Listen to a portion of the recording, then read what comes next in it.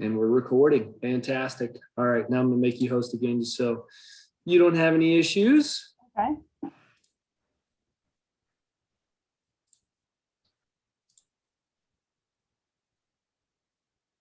All right.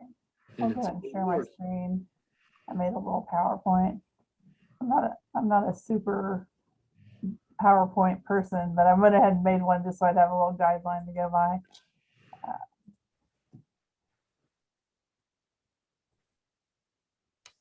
Okay. Oops. Can you still see my screen? Yes. Okay. All right. It looked weird. It went weird for me, so I wanted to make sure it looked okay for you guys. Okay, so the topic I picked was developing a culture of empowerment. So we'll just talk a little bit about that today, and what that looks like for our organization or some like Flips or other organizations, but kind of just in general what empowerment looks like for everybody, how we get there, and kind of what stands in our way or what makes us feel like we shouldn't empower people and things like that. So we'll just kind of get started with that. So first, I just kind of, as I was researching everything, I mean, I feel like I know what I thought empowerment was, and there's so many different definitions of it and so many different meanings that other people have for the word. So one of the little exercises I saw when I was looking through was for people to just like quickly jot down a one sentence definition of what you think empowerment is. And then kind of while you're doing that, just think about what keeps you from empowering your employees, or if you don't, share maybe what you do to help empower employees. So I'll give you just a second to write down your sentence of what you think of first when you hear the word empowerment.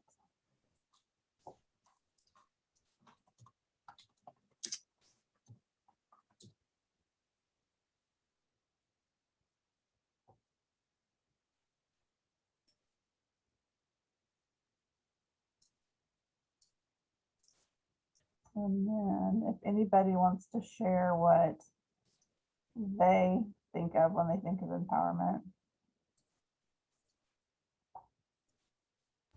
I always think of kind of trusting people and giving them the freedom to do the right thing or make decisions without having to come and ask for permission first. So yeah, trusting and giving freedom to those that you work with to do the right thing. That's the thing, as I was again looking through everything, there's just like everyone's topic, there's a million different things to read on about it. And some people try to make it a super complicated thing, and it can be such a super simple thing too. Anybody else have anything they wanted to share? Anything different than what Mandy thought? I think it's just letting people do their job, right? Like the opposite of micromanagement, which is basically what Mandy said. But that's kind of how I see it is we hire people to do a job, and you empower them to do that job. Exactly. It's not that way, right? And luckily in this org, it's Josh allows that to happen. But I've been part of other orgs where that's not true. So yeah, it's just letting people do their job. Right. And I am the same way. I've worked in places before where there was no empowerment, and it does, kind of take a toll on a person. You feel like if you hired me to do the job, why aren't you giving me the resources and trusting me and allowing me to do it? And that was just their nature because they were a micromanager. So, okay. Anybody else want to share anything? I feel like when oh, go ahead, Kelly. Sorry. The two things that came to mind were just decision making and problem solving. Just right. Trusting people to be able to do that. Right. I feel like I only recognize that I'm empowering someone when I'm trusting them with responsibilities outside of their defined scope of responsibilities. That's when I acknowledge, okay, I'm going to be okay with this being done mediocre, or maybe even poorly, knowing that this is outside of their defined scope of responsibilities for the sake of their growth, and knowing that long term, it won't be done poorly or mediocre. They'll get the experience from being empowered. They'll grow, and eventually that will be a long-term benefit. I think one of the hardest things for me with empowerment is to recognize that there may be some short-term pain involved in me letting go of that control and saying, here, I want you to do this. But if from a long-term investment standpoint, there's nothing more powerful for the growth of an employee than empowerment. Right. And what that's a lot of, what we'll talk about too, because that's the thing, you've got to be able to let things go and let your employees grow, because if they aren't ever given the opportunity to make a mistake and learn from it, they're never going to grow. So, okay, so the definition in the dictionary is the act or action of empowering someone or something, the granting of the power, right, or authority to perform various acts or duties, or the state of being empowered to do something, the power, right, or authority to do something. So, that's just the definition in the dictionary. But yeah, great definitions from you guys also. I just have a little video here. I'll share, see if I can get it to work. Hopefully it will work.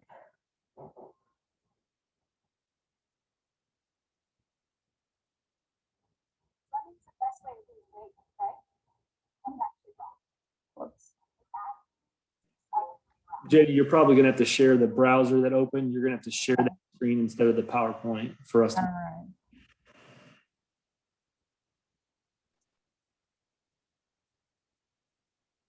You probably need to do that advanced crap to share the audio to, right?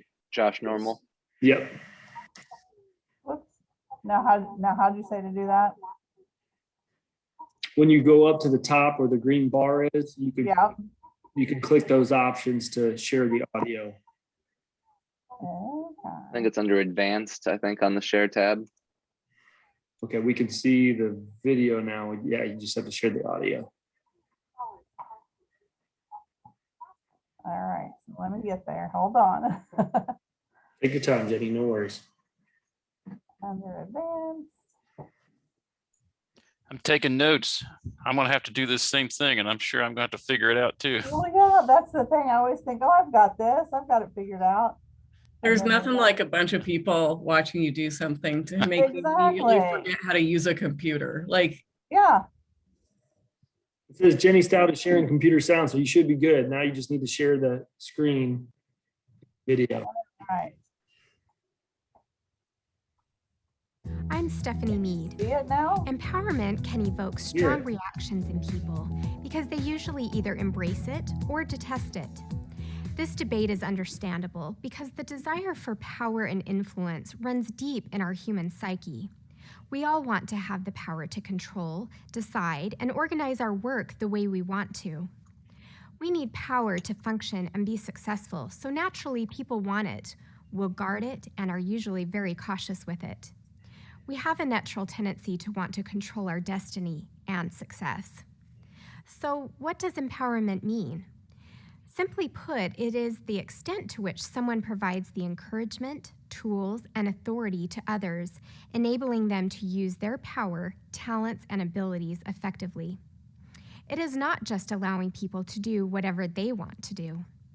When we buy into empowerment, we buy into an agreement that we will still respect processes, responsibility, the rights of others, and will align ourselves and our actions with organizational values. With empowerment, we agree to shun bureaucracy, cumbersome rules and policies, and politics. We agree to coach others, to do good rather than look good. We also agree to reduce dependency and helplessness. However, it is not wise to flood people with autonomy and freedom to do whatever they want to do. We need to take it one step at a time and allow empowerment to unfold. We have to be alert as coaches and not hoard or withhold power out of fear or self-interest. As people develop, we must allow them to make decisions and solve problems and complete assignments while working within a shared vision, a common goal, and a clear definition of parameters. As coaches, mentors, and leaders of today's organizations, we can either work synergistically with empowerment or resist it. We have the choice to see it as an asset or an anchor. When appropriately applied, empowerment can make work more exciting, rewarding, and highly productive. When misapplied, work can be uncertain, risky, chaotic, and inefficient. If our organizations are to be successful, we need bright and observant people who can be self-starters and take the initiative to get things done. The bottom line is empowerment helps us tap into the talents, experience, and ideas of others, allowing organizations to unlock new levels of performance.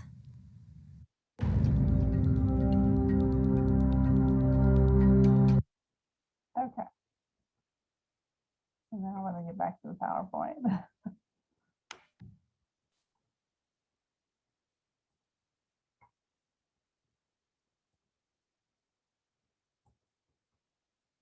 So technology is, again, not my strong suit. So, okay. So basically, she kind of talked about some of the things we've already talked about. And then, empowerment is the process of sharing the power with employees, like we mentioned.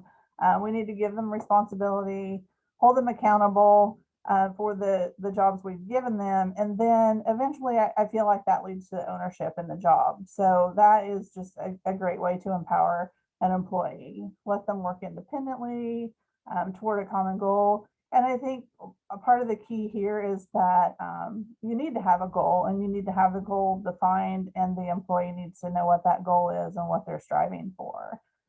And giving the employee the ability to weigh in on decisions, and just understanding that there are other parties involved when you're making a decision, and just learning that, you have to take that into account when you're making the decision. Communication, again, that's always key for anything, but it needs to be both ways. So the employee and the leader, supervisor, director, whatever it may be, just making sure that you're communicating with each other, because if you both know what's going on, it just makes everything so much smoother for both of you. So if you communicate, then that helps just make the employee feel a little more sense of belonging, I guess, and just understanding what's going on. And also, I think that employees should also realize that it's not a right. You're just not given the right to be empowered.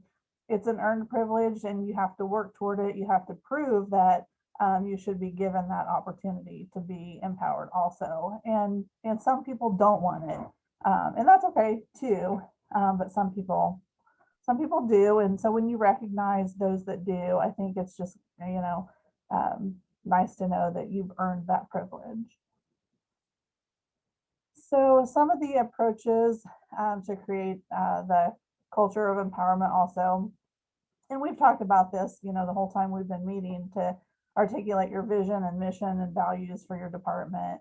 And so just make sure you have those in place. Make sure that you've shared them with your employees, that they know what they are, and that you're all working toward the same thing there.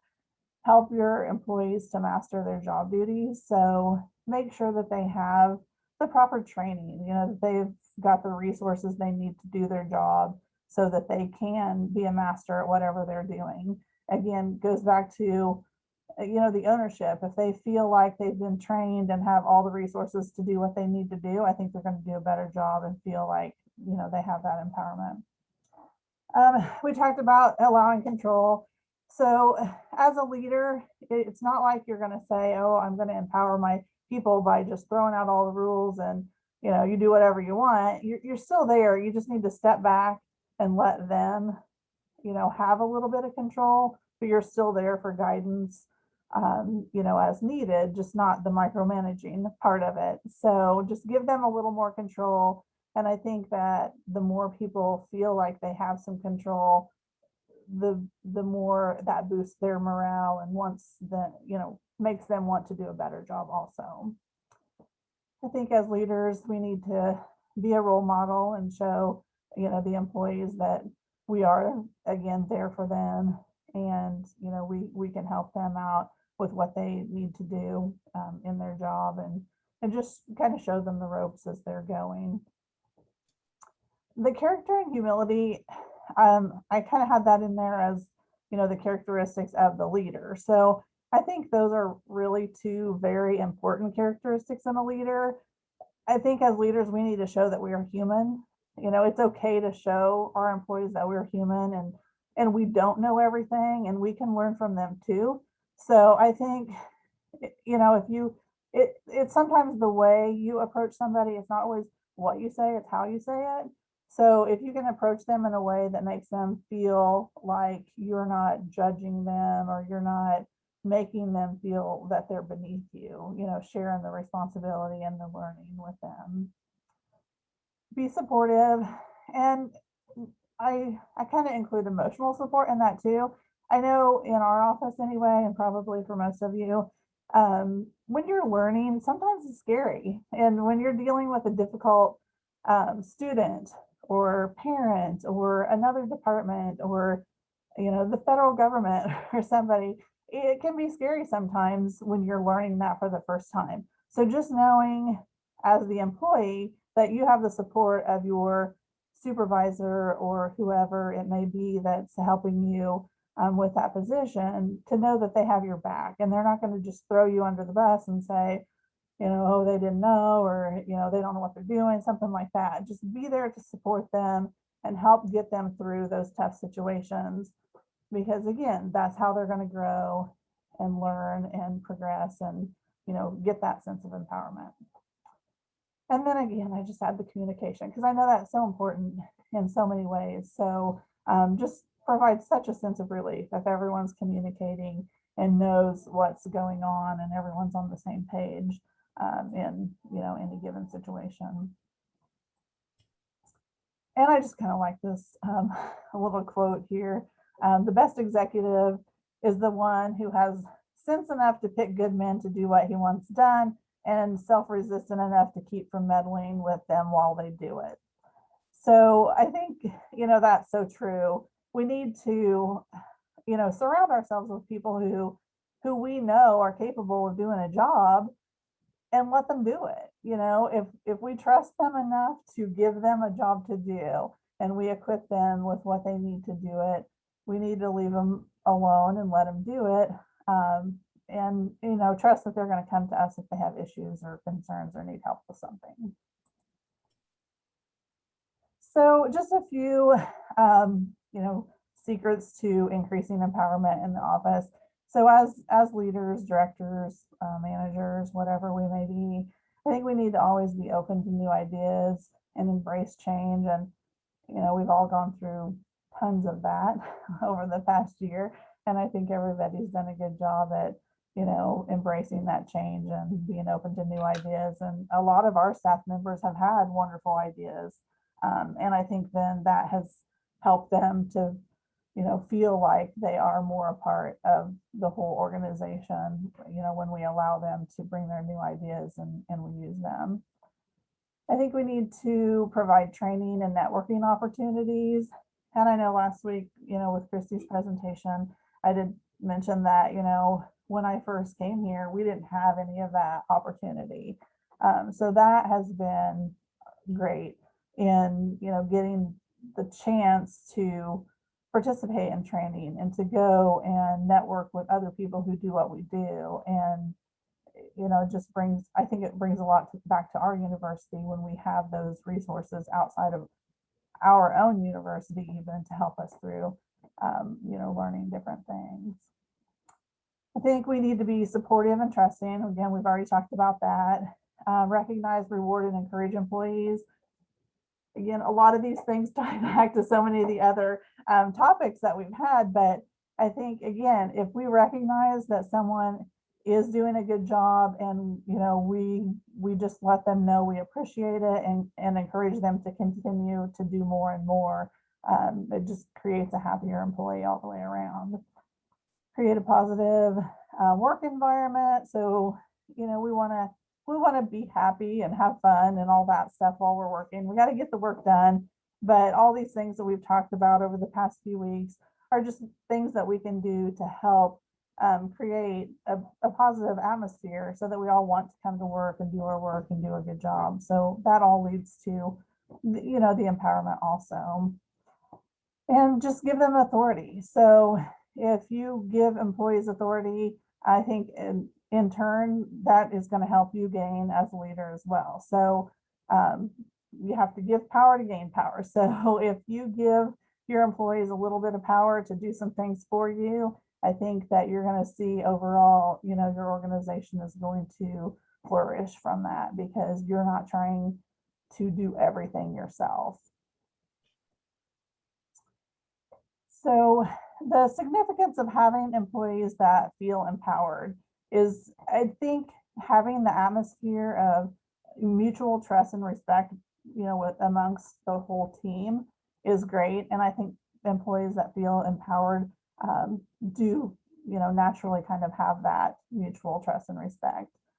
I think empowered employees also tend to be more satisfied with their job and stay with their job longer. If you are willing to give your employees the opportunity to show that they are, able to do more and stuff, I think that they are more apt to stay with your organization also. I think that employees have a feeling of being a little more confident or inspired or engaged when they are given some empowerment.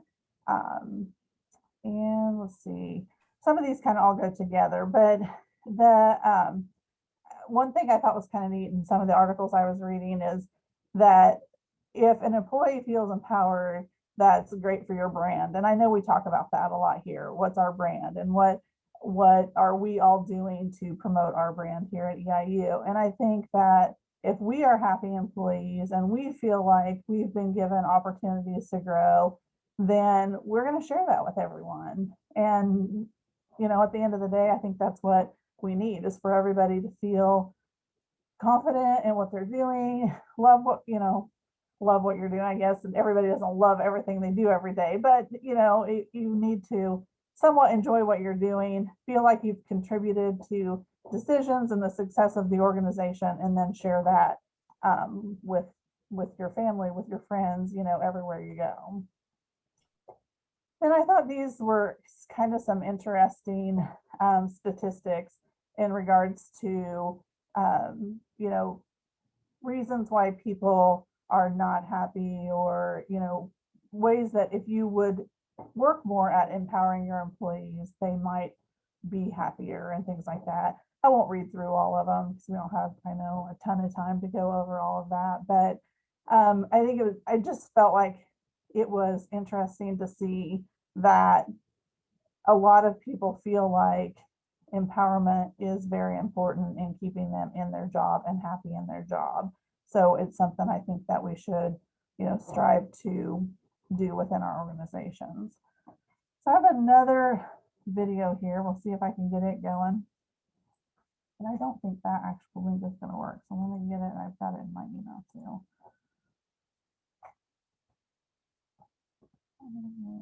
Bring it over.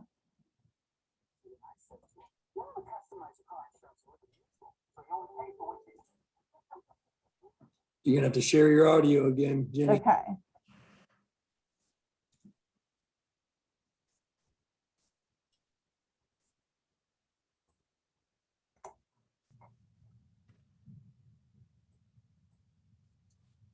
Okay, it says you're sharing your computer sound. Okay. Can you see it and hear it? Hello class, can I explain any leadership concepts? Professor Siegfried, what is empowerment in the workplace?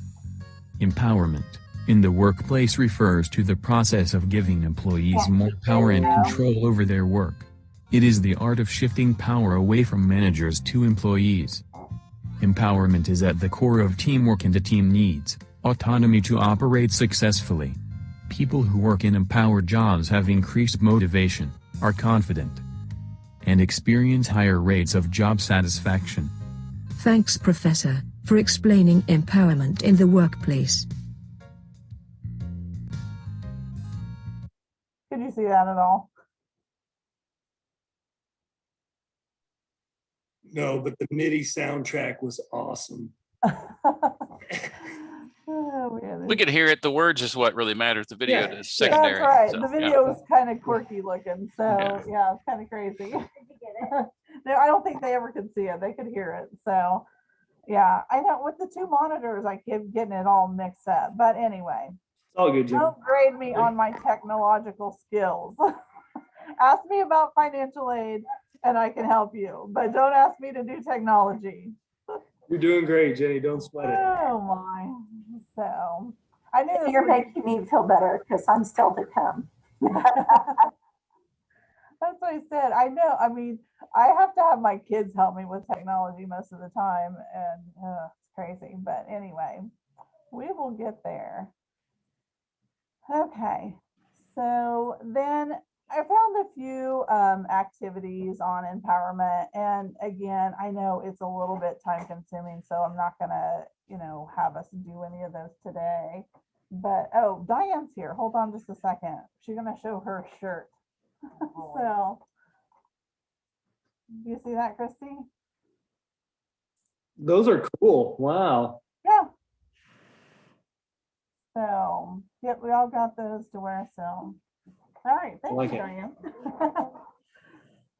But a lot of times, again, I remember back years ago when we had the leading edge opportunity and we did a lot of team building challenges and just leadership activities and things like that. So I just found a few different things and I'll send out in the email as a follow-up, but these were just some of the things that came up of, activities you can do within your office. It doesn't have to be a large group. It can be, the smaller groups and just things to get their mind working, things to get, some innovation started, team building and just critical thinking and things like that. And I think the more we do things like that, again, overall, feeling of empowerment within the office, within the division, within the organization, it just kind of all leads up to that.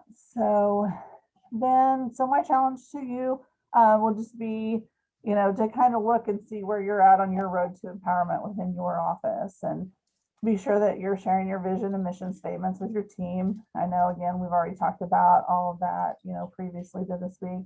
And then if you haven't already, implement some sort of an onboarding or process of steps to empower your staff or create a plan to foster a culture of empowered employees. If you don't already have something in place that you feel like you're doing, maybe try to start something like that and even pick one of the activities and then just follow up with us. Let us know how your staff responded to that, what they thought, what worked for you, what didn't, just anything you would like to share about, how that is working in your office.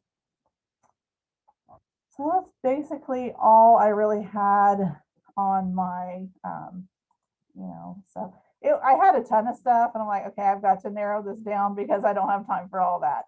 So I tried to get the key points in there, but just basically, it doesn't have to be difficult. It doesn't have to even be super time consuming. We all have staff that, we need to recognize what their skills are and, we need to help them, work toward improving those, which ultimately is going to help us all in the long run. So any questions on any of it or anything you want more information on?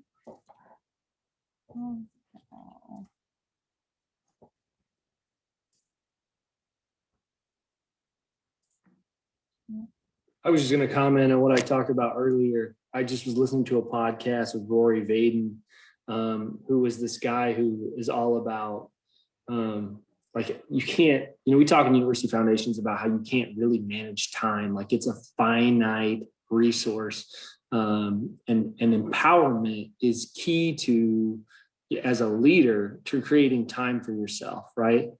I struggle hard when it comes to that moment where I'm like, I know I can do this really well. I know exactly what I want. If I don't do it myself, I got to fill out this request. I got to explain it. I got to go through these steps, but I just can't reiterate enough. It's like there's so much that's asked of us as leaders. And as time is finite, empowerment is, again, like it is the key to the growth of our employees, but also kind of a time hack for us from the standpoint of if we can transition responsibilities that can be done by other folks, it can benefit them. And time, the likelihood is that they're going to do it better because we don't have the time to commit to it. And sometimes we don't even do our due diligence in the task. We think I can do this better right now.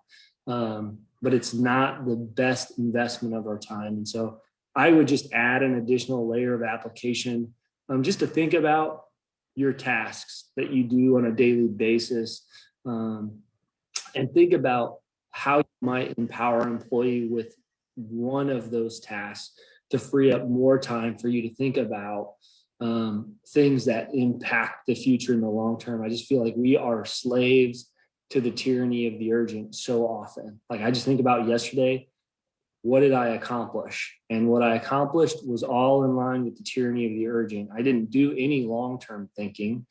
And so I wanted to add that challenge. I loved all the material that's presented, Jenny. I think you did an amazing job. Just talking about so many ways that we can create a culture of empowerment in organizations. But I also just wanted to share that piece as I listen to that podcast, I'm like, man, this is so good. I so need to hear this right now.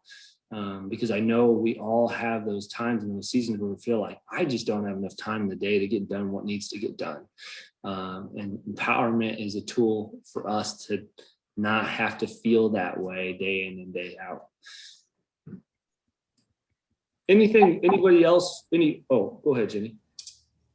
No, I was just gonna say, I agree with that completely, because I know I'm constantly fighting the clock on something.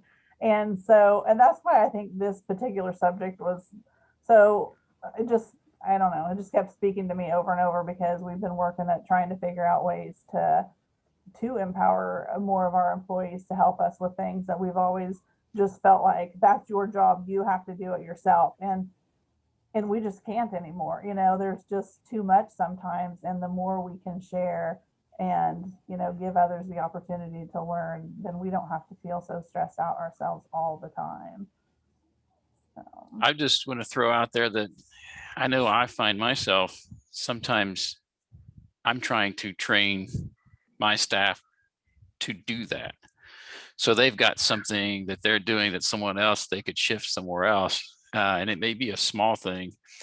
And usually it'll be like, well, it'd take me longer to show them how to do it than to do it.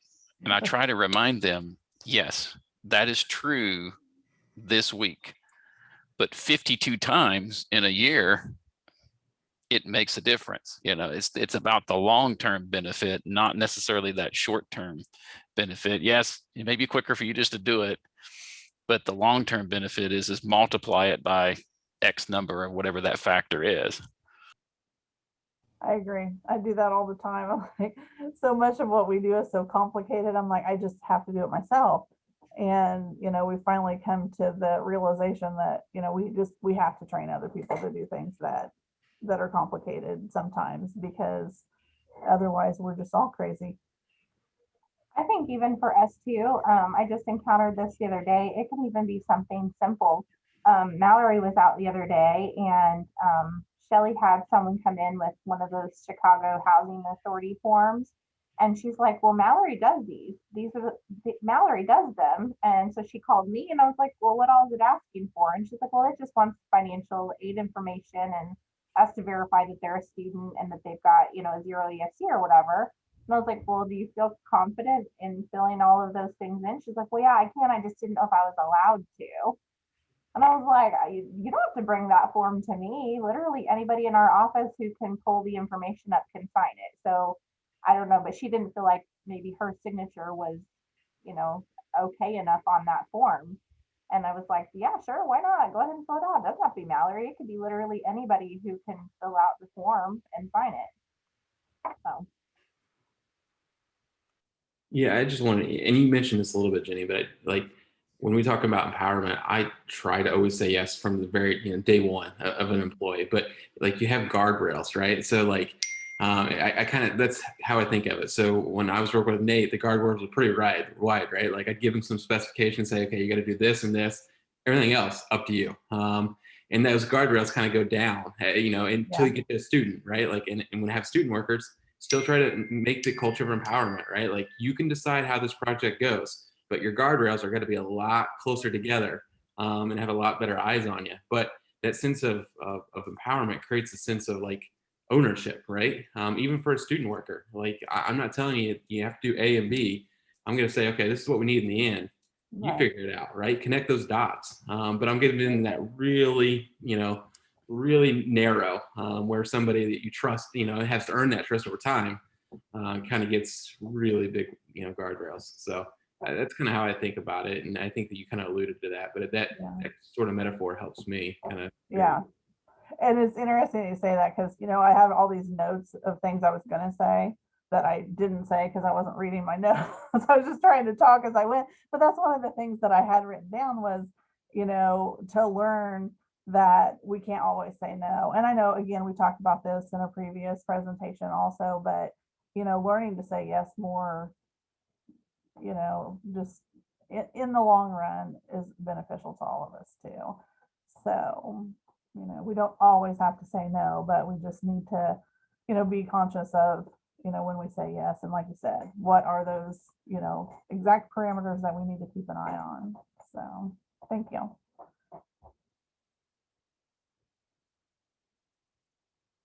Well, thanks everybody.